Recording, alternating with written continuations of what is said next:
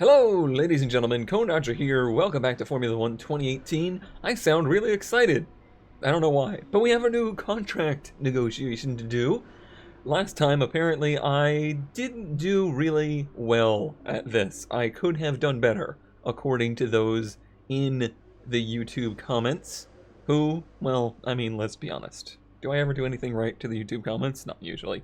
But I'm going to try to do a little bit better this time. I see that our value down there, bottom right, is much above our contract value. So I would like to do some things to try and get that to match up a little bit more. Here we can adjust the terms of our proposal. The more ambitiously we set our targets, the more willing the team will be to give us better perks. We'll have a few chances to suggest a deal, but we need to be careful. If a proposed contract exceeds your value to the team, it will be rejected, and too many attempts will leave us stuck with the original offer. Okay, so I think what we want to try and do is get that white bar as close to my value as possible. Now currently, my expected qualifying position is 12th. That seems inaccurate. That seems wildly out of place.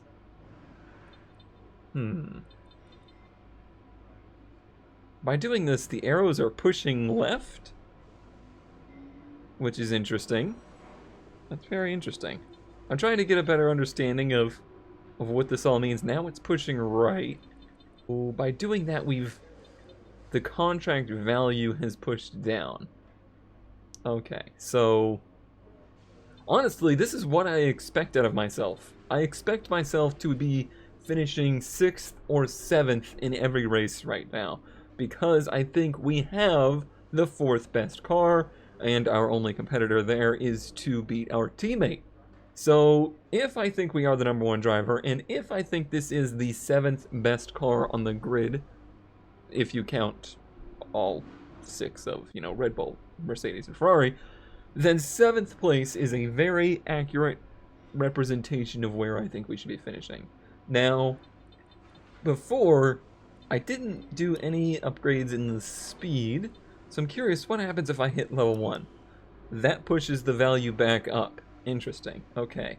So I am going to try for major and minor upgrade time reduced by 1 week. I'm going to try for this because that's really going to help us next season if I can get some of these upgrades taken care of this season. I think that's most important to me. This pit stop efficiency, not as important to me, actually. I'm much more now focused at this point in the season on getting our car better. I want to be in a car that is Red Bull quality next season, even if that means we don't run as good this season. Okay, so 25% bonus. I would like the 50% bonus. 2 upgrades per department. We're already at 3, and I've never been able to actually do that, so I'm not worried about that right now. I'm almost tempted to go for level 3 on this, more than anything just to see where we stand, to see if this is something that would be doable, because if this was the contract we signed, I would be very, very happy. Okay. They aren't coming round to that proposal. Let's try something else. So now we can see that we have overshot. You see the white bar has gone up. I'm getting a better understanding of this now, for sure. Okay, so we need to bring that back down just a little. So if we went down to 2, and let's say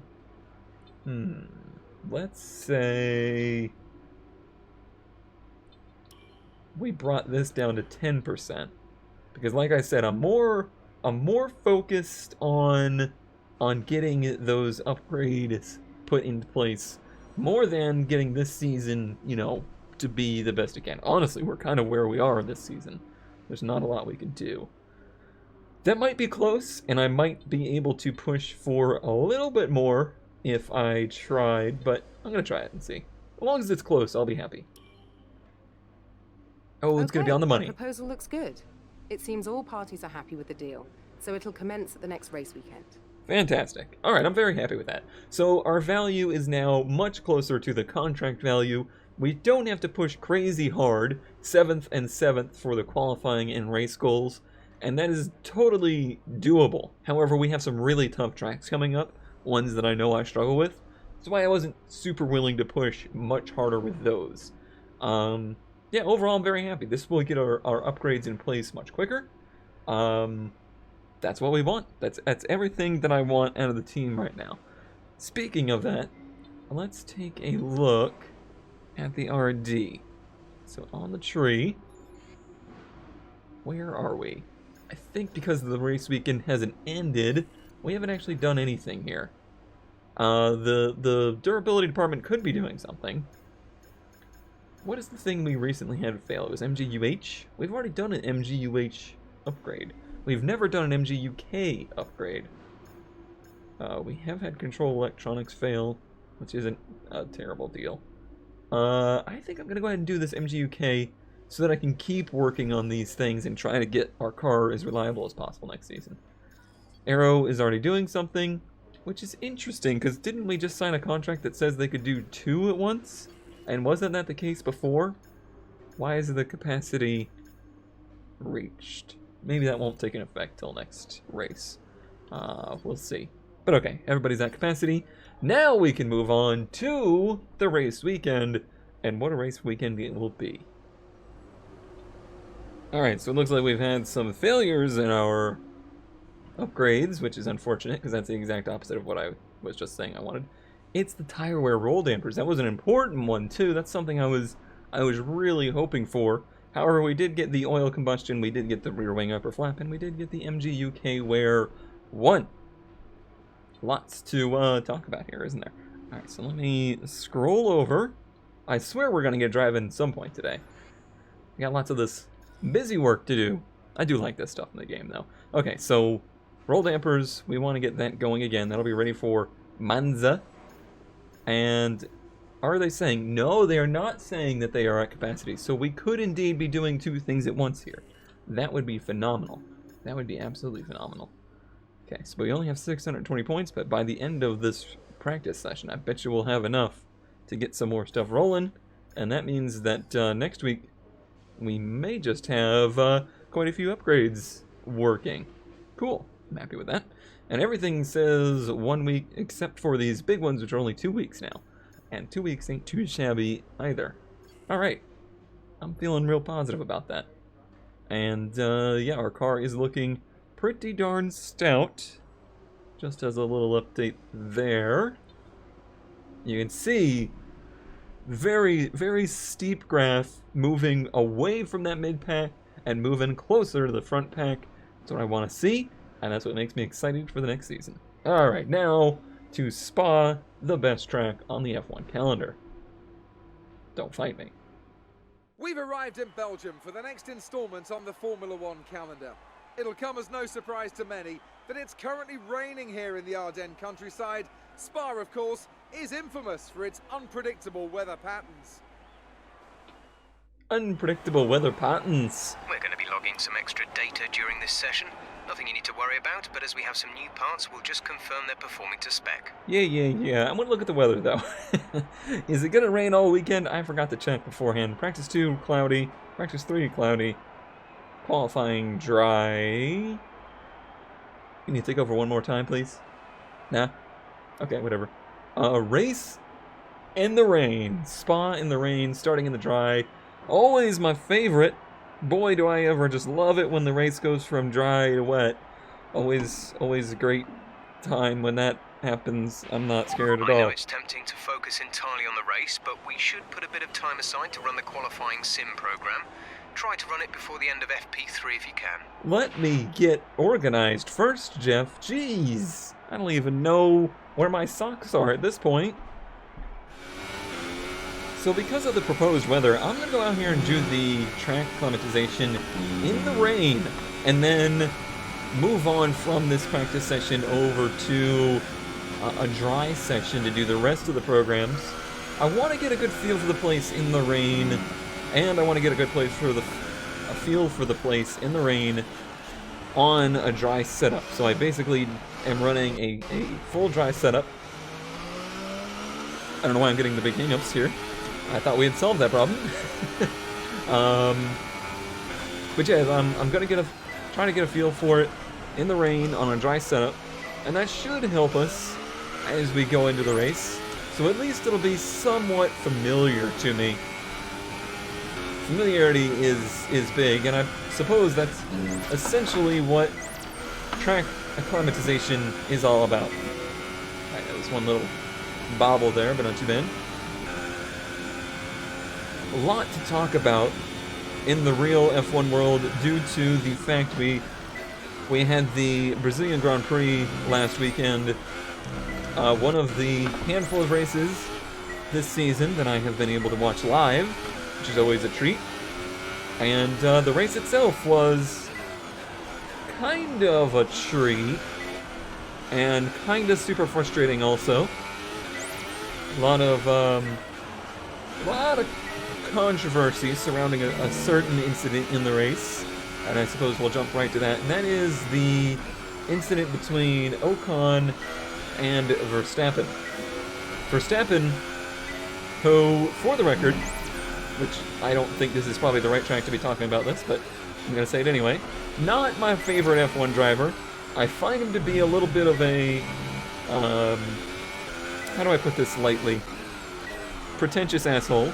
And I really dislike the way Red Bull overall has handled the team with regards to having Verstappen and Ricciardo on the same team. But all of that said, he's very young and is improving every single race, including his persona and his attitude. Yeah, drove his butt off in the Brazil race and absolutely deserved to win the race, shocking everybody. Didn't seem like Red Bull had the fastest car. You pretty much nailed this circuit. This is a really strong foundation to build from over Boy, the I weekend. love Spa. This rain should be ending shortly. Okay, cool. So we'll be able to do some runs in this session in the dry. Oof, frame hangs are going to be an issue. I want to finish this thought though. So like I said, not the hugest fan, but I have a lot of respect for him as a racer because I think he has immense talent and is going to be, in my opinion, he will be a world champion of the sport eventually. Now, he drove an awesome race, blew everybody away with the speed, and then had that incident with Ocon that ended up ending his race. Initially and immediately, I was very upset with Ocon for the incident. It felt so pointless because Ocon was a lap down on a contrarian strategy, ended up being on track behind Verstappen very far into the race, ended up behind Verstappen and ended up being faster than him at that particular point, and tried to pass down into turn 1. Honestly, to me, the pass down into turn 1 was enough for me to think, wow, what a jerk. Like, what is the point in that? This isn't NASCAR. There's not cautions every 10 laps. There's no urgency to unlap yourself, especially when you're 16th in a Formula 1 race. What's the push? What's the rush? So that was bad enough, but perfectly legal and perfectly allowed to do, and if he had done it cleanly, there would have been no problem. However, Verstappen wasn't quite prepared for the pass, and it ended up being that they collided because Ocon got next to Verstappen and didn't leave him any room to be there, and Ocon basically had to hit him because he had committed to try and make this move into then turn 2. Could Verstappen have caused that to be a non-incident? 100%, absolutely. There's no reason Verstappen couldn't have prevented that. He could have gone wider. He could have just absolutely let him go. There was no reason to hold him back. But it's also not really his responsibility there, I think, to be the one letting cars go. The leader does not get blue flagged. It just seemed like a really strange, unnecessary move on Ocon's part. And that's what upset me. That's what bothered me in that race. And the incident. So far, our fastest lap is a Do this one. 2-minute I 4.6. think it's still gonna be wet, so it seems like a good time to be doing this one, since this one doesn't affect race strategy actually. And we can continue this rant. A lot of the arguments and conjecture went on about, you know, well, it's Ocon's right to do that. Magnussen's just a jerk for basically trying to block him and trying to stop that from happening. I don't think that's what it was at all. I think Verstappen just never anticipated a passing attempt in that part of the race or at that point in the track. If you were that much faster, wait for a DRS zone to do it, you know? Why do it in a pretty tricky place to pass turn 1? And a lot of the, I guess, conjecture or talk was about the fact that, well, Verstappen should have been able to see him. You guys have watched this series, and I think we all have a pretty good understanding of how limited the view is for an F1 driver. It's staggeringly bad. The Halo not making things better, but not necessarily making things terribly worse. But the mirrors are bad. The mirrors are really bad. I am not using Track IR today because I've had a USB failure, so I'm not using that right now. But even if I was, when we look at the mirrors, the view we're getting is significantly diminished. Like, we're not getting very much out of that at all. Oh, I'm not going to get anything out of this program. I think the track's changing too much. Oh well. I'll just do it in the next session. Not a big deal. Yeah, track's trying too fast. But yeah, it's not as if you can just very easily see a car next to you. It's not as if you can just glance over, especially mid-apex when you're looking way up the track. Like, I'm currently looking where the Rolex signs are on the track. I'm not looking right in front of me. It's not easy. It's not easy. Now, they're the best in the world, and they're paid to be the best in the world, and they're supposed to be superhuman like that and see cars where they aren't. And would Lewis Hamilton or Sebastian Vettel, well, maybe not Vettel, maybe let's not use Vettel for example, would Lewis Hamilton have probably seen what Ocon was going to do and let him go? Likely, because he has the experience to know and sense that something like that is going on. Unfortunately for Verstappen, not so much. And it happened, you know, the incident happened. But I think Verstappen has every right to be angry. That's my take on it. I don't like the guy, and I'm not necessarily pulling for him, but I don't think anybody has any right to be upset that Verstappen's upset. That's my hot take on it. Alright, I'm gonna go do my practice programs, and we'll probably jump to qualifying because we've had quite a lot of busy work to do today. Good day today. Tell us about it from your perspective. 2 interviews in practice? Okay. You really put a lot of effort into practice today. Are you testing new components? Oh, cool. We'll be able to do aero and chassis. Nice. Oh, I brushed the wall again. You had an incredible pace in practice. Would you say that you're pretty comfortable with the car? I know I can push the car, and I know she can take it. Oh. Okay. Were those faults a bad omen for qualifying and the race? The faults? Oh, yeah, I had an oil pressure issue. Potentially, hopefully not. We're working to improve reliability. I think we're going to no comment that. Thanks anyway. Great. Well, that's everything. Oh, okay. Fine. Fine. Oh, those are silly. So our situation here with the parts wear is interesting. Our ICE and the turbocharger were both getting pretty worn, so I've decided to fit new ones for qualifying. The kinetic energy motor is also getting worn, and I don't have an extra one of those. At some point I should have taken an extra, and I failed to do that. So we're going to have to deal with a weak MGUK here, but at least we'll have a brand new ICE and turbocharger for qualifying in the race. We'll have to address this later in the season, though. It's qualifying time at Spa, one of the mightiest tracks on the Formula One calendar. Long straights, up and downhill, Eau Rouge as well. This track isn't for the faint-hearted. Apparently it's not for my CPU either. I'm having lots of frame hangs here. Now then, Anthony Oh Davidson, no. you're not getting... Actually, let's skip that. Let's go out on the track. Really positive about our qualifying efforts today, as it took some work, actually. I actually had to do the qualifying program a couple times, but at the end of the day, we ended up putting in the fastest qualifying effort, which I think is pretty crazy, and I'm curious to see if that will carry over to today.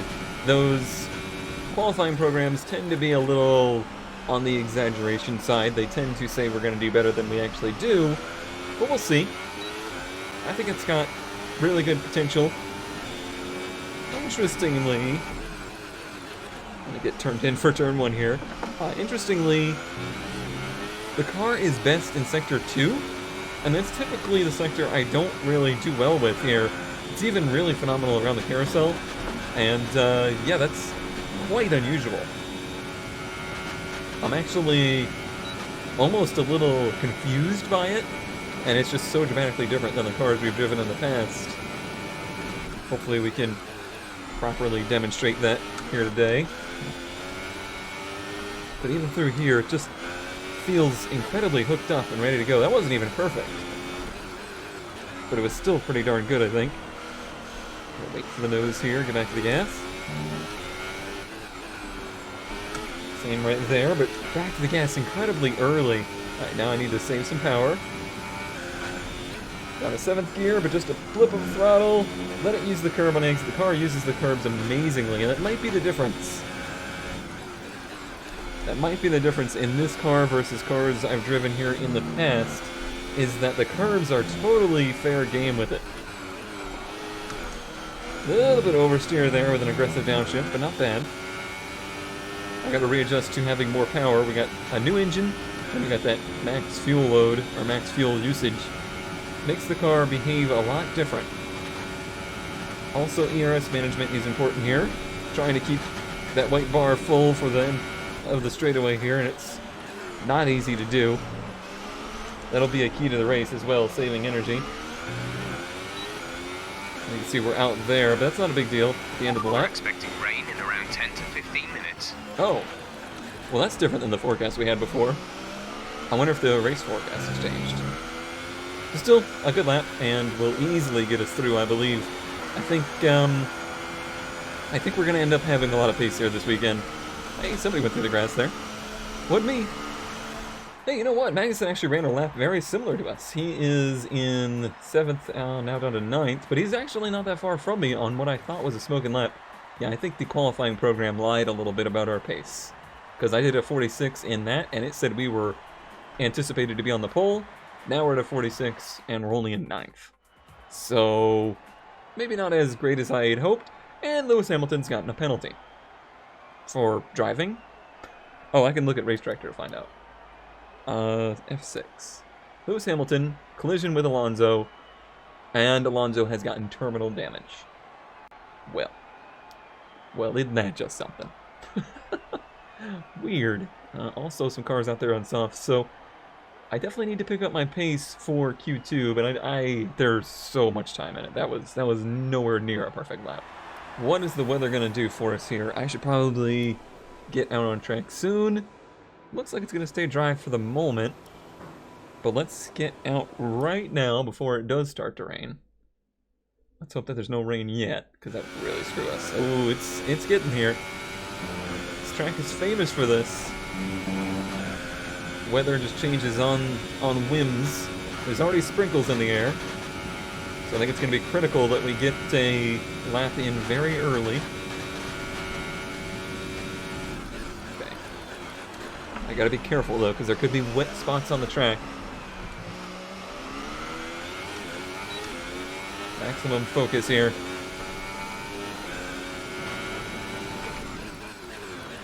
Still managing that DRS power. Not wet yet, but the laps here are so long. This is the longest track on the F1 calendar. The laps are so long, and it goes through the mountains and down valleys. One turn can be completely different than the next. Okay. There's a nice hang up. Oh yeah, little moist down here, I do believe. Yeah, there is not the grip on the track that there once was. Not by any means. Yeah, you can see there's definitely more rain in this section. Let's just try and keep the thing on track. Make sure we get a lap in here.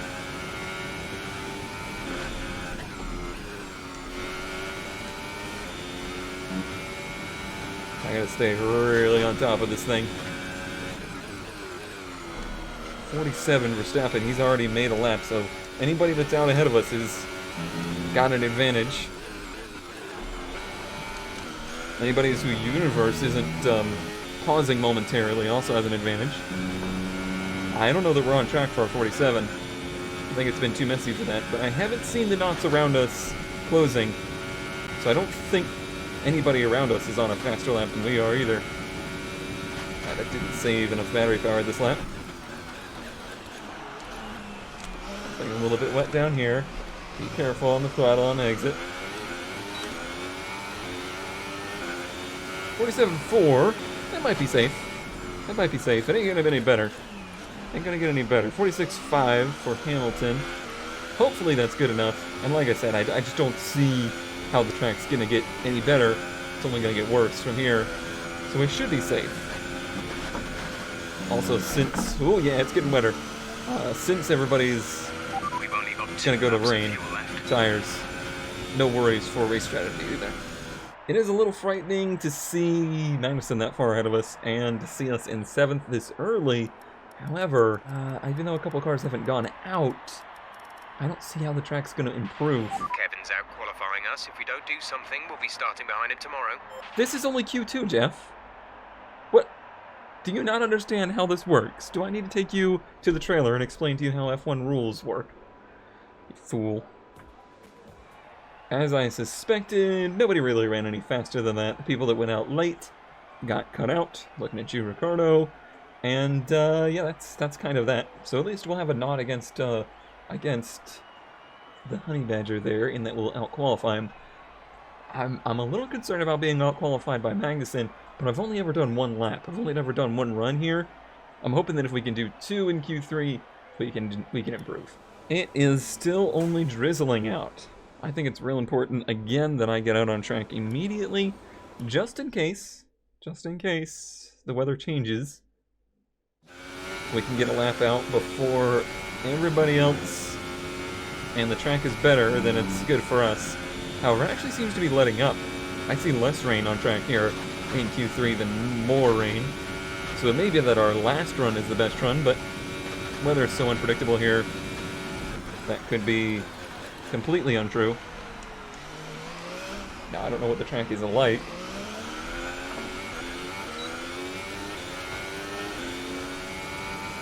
Do some ERS management.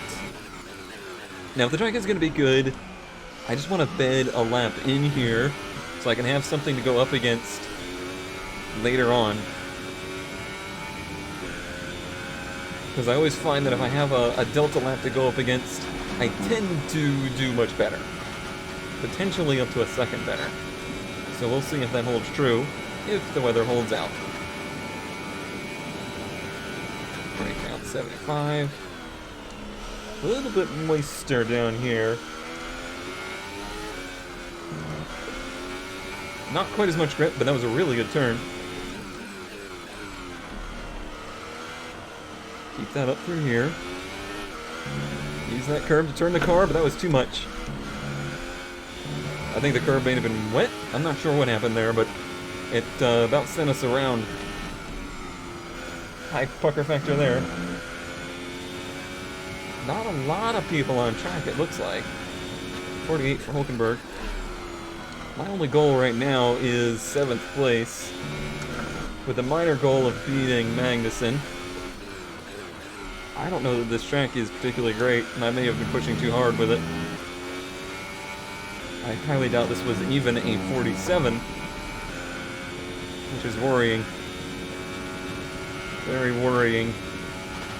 Doesn't seem like it's going to rain harder, though, so we should get a second chance. 47 from Hamilton. Really leading me to believe that the track is in fact not that great. He's got another 4 or 5 seconds in it from there. Yeah, 48.4 for us. That's pretty terrible. Well, bring it in and see what we can do again. This will be it. We're going to be coming to the line with probably 10 minutes left of this rain. a minute. I think it's going to dry up. 10 minutes. However, I think the track is significantly wetter than it was. I think our time has been set. Yeah, everybody's on pit lane. I think we're going to be starting 5th, and I think the order is going to be pretty messy, because this track got wet enough that, yep, it is too wet for slicks, really. I would say. Alright, well that's that. The grid is all set then for the race tomorrow. But before we go, let's quickly remind ourselves of our top 3, who are Vettel, Hamilton, and Max Verstappen. The grid is set then, so that just leaves the race itself. Join us tomorrow, where we'll be live with all the action. And until then, it's goodbye. Okay, well, not hilariously weird qualifying. Maybe a little hilarious that Van Dorn is in 10th and Hulkenberg's in 4th.